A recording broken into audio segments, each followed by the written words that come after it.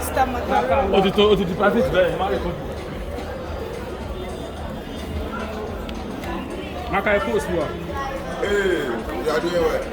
Freaky. Yeah. You are doing well. Thank you.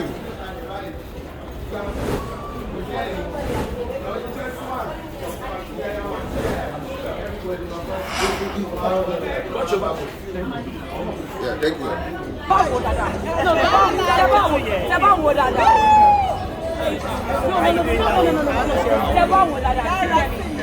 Even when I'm I don't know why you Why you guys?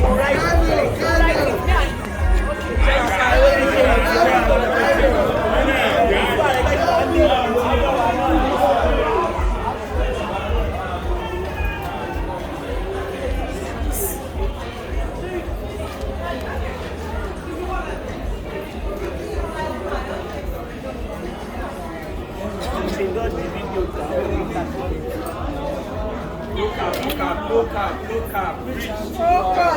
She's back. Thank you. Let's come back. No, they're coming back. We're coming back. Are you fit? Shakira.